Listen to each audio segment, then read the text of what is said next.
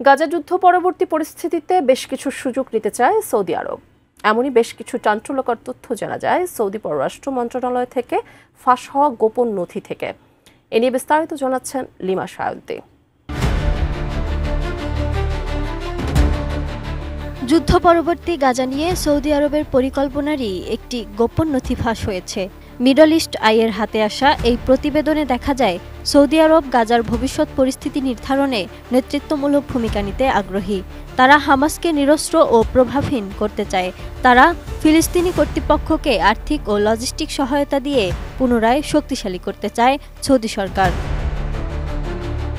প্রতিবেদনে বলা হয়েছে, সৌদি আরব হামাসকে নিরস্ত্র ও গাজার শাসন ব্যবস্থায় তাদের প্রভাব কমানোর চেষ্টা করবে। তারা মনে করে হামাস শান্তি প্রক্রিয়াকে বাধাগ্রস্ত করছে।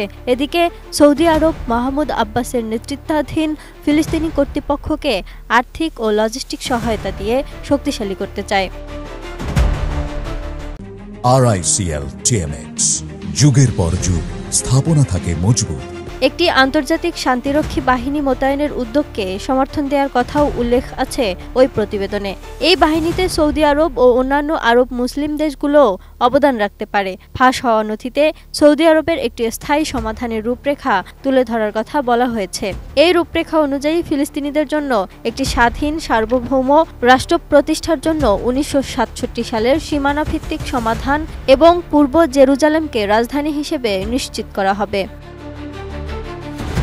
সৌদি আরবের এই পরিকল্পনা ইসরায়েলের সঙ্গে সম্পর্ক স্বাভাবিক করার প্রক্রিয়াকে এগিয়ে নেয়ার একটি অংশ হতে পারে, যা গাজা যুদ্ধের কারণে স্থগিত হয়ে গিয়েছিল।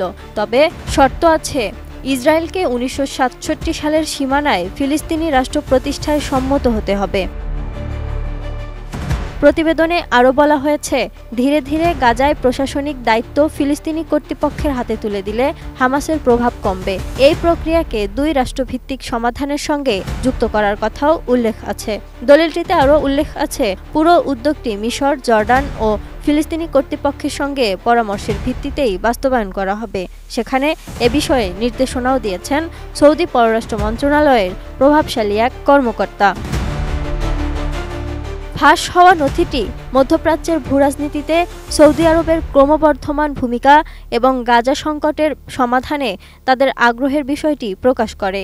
এই পরিকল্পনা কার্যকর হলে তা গাজার ভবিষ্যৎ রাজনৈতিক পরিস্থিতি ও মধ্যপ্রাচ্যে ক্ষমতার ভারসাম্য পরিবর্তন করবে বলে মনে করা হচ্ছে। Lima Sayanti, ATN news.